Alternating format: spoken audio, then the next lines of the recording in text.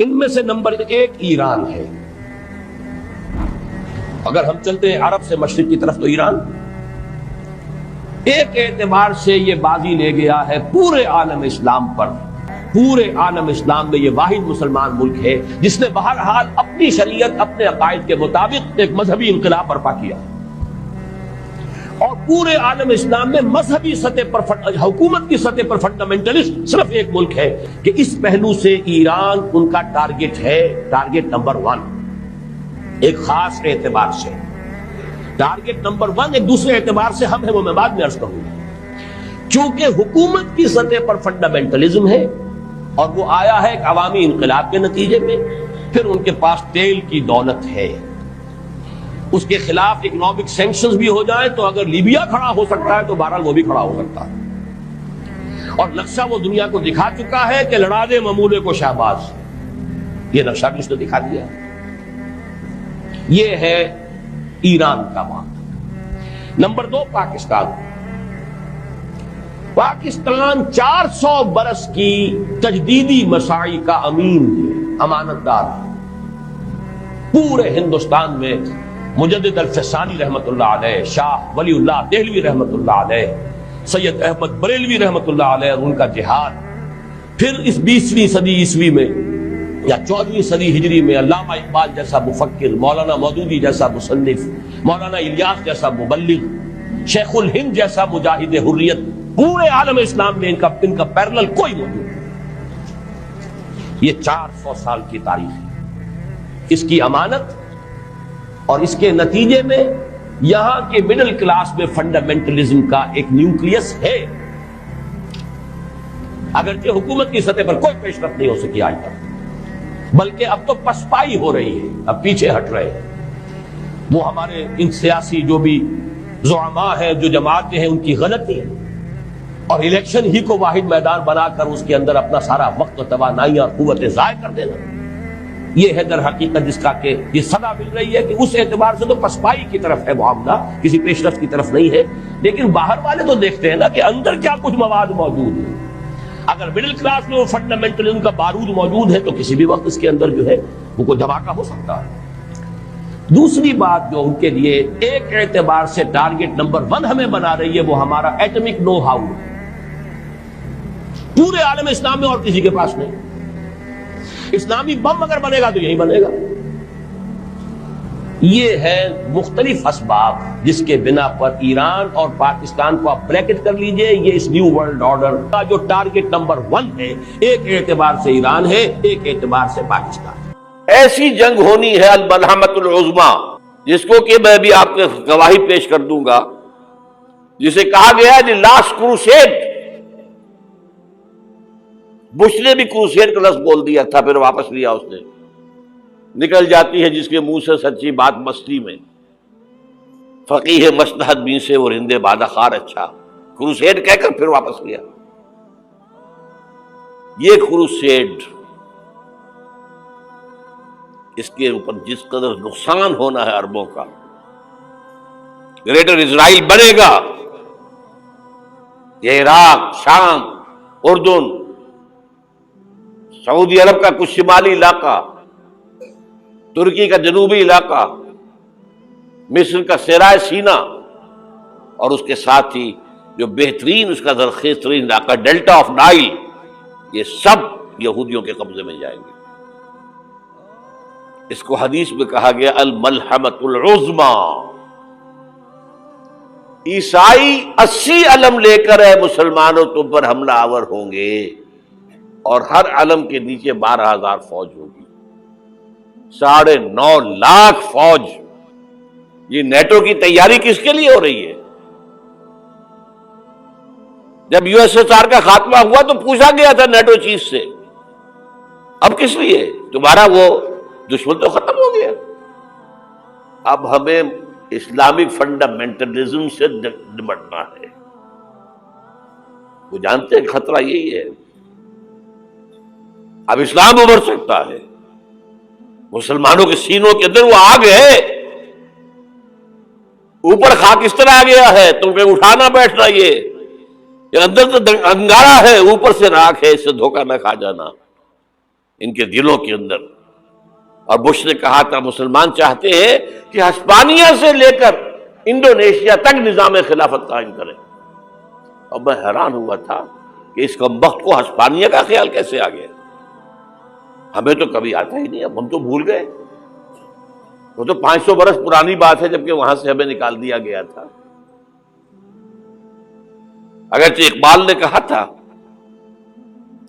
ہے ارض فلسطین پہ یہودی کا اگر حق، ہسپانیہ پر حق نہیں کیوں اہل عرب کا. ہسپانیہ میں تو 800 سال حکومت کی مسلمانوں نے، اور ابھی 500 برس ہی گزرے ہیں نا. یہودی تو ارض مقدس سے 2000 سال نکالے گئے. انہیں لا کے آباد کیا گیا، عربوں کے سینے میں خنجر بھونک دیا گیا. وہ چھوٹا سا ملک جو چاہتا کرتا، کوئی پوچھنے والا نہیں. امریکہ جیسے اپنے بیٹے کی حفاظت کرے ویسے کرتا ہے اس کی. اور حضور نے فرمایا ہے وہ جنگ جب ہوگی تو ایک باپ کے اگر 100 بیٹے ہوں گے تو 99 ختم ہو جائیں گے، ایک بچے گا. یہ حدیث ہے، حدیث ہے صحیح.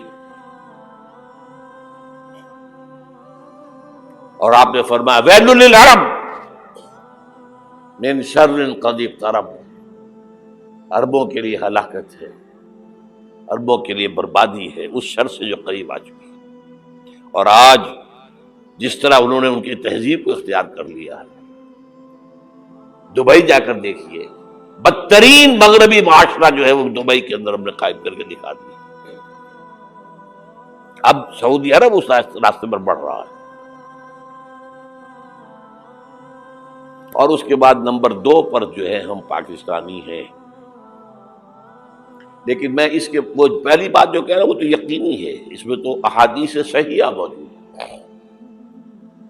اگرچہ اس کے بعد پانسا پلٹے گا، پھر حضرت مہدی کا ظہور ہوگا، حضرت عیسیٰ کا نزول ہوگا، اور وہ گریٹر اسرائیل گریٹر گریو یارڈ بنے گا یہودیوں کا. ایک ایک یہودی قتل ہوگا اور دفن ہوگا. یہ بات میں ہونا ہے، میں پہلی بات پرس کر رہا ہوں. وہ پانسا پلٹے گا جب پلٹے گا. ابھی جو سامنے ہے وہ کیا ہے؟ جس ملحمۃ العظمیٰ کہا حضور نے، جسے آرمگیڈون کہتے ہیں عیسائی. آرمگیڈون کی اگر کہیں جا کر آپ دیکھیں گے، آپ ڈکشنری میں مانی تو کیا لکھا ہے؟ A very big war which will be fought between the forces of evil and good before the end of this world. اس دنیا کے خاتمے سے پہلے خیر اور شر کی قوتوں کے درمیان بہت بڑی جنگ ہوگی. ارمجدون اسے کہتے ہیں عربی میں، اور ارمگڈون اسے کہتے ہیں انگریزی کے اندر. اور یہ بائبل کی آخری کتاب کے اندر ہے، جو اس میں کہ مکاشفات یوحنا، ریویلیشنز آف سینٹ جان. یہ تو میں کہہ رہا ہوں یقین کے ساتھ، اور زیادہ دور نہیں ہے، آیا چاہتا ہوں. اس لیے کہ یہودیوں کا اور عیسائی جو کنزرویٹوز ہیں، نیو کنزرویٹوز، ان کا 5 نکاتی ایجنڈا ہے متفق علیہ، جس کے تحت کہ یہ جنگ صلیبی شروع کی گئی ہے. وہ سن لیجئے آپ. آرمگیڈون نمبر 1، گریٹر اسرائیل قائم ہو جانا اس کے نتیجے میں نمبر 2، مسجد اقصی اور قبۃ الصغریٰ کو گرانا نمبر 3، وہاں 3rd ٹیمپل، وہ مسجد جو حضرت سلیمان نے بنائی تھی 1000 قبل مسیح میں، پھر برباد کی تھی نیبوکدنیزر نے، دوبارہ بنائی گئی، پھر دوبارہ ختم ہوئی 70 عیسوی تک گری پڑی ہے. ان کا خانہ کعبہ گرا ہوا ہے 70 عیسوی سے لے کر آج تک.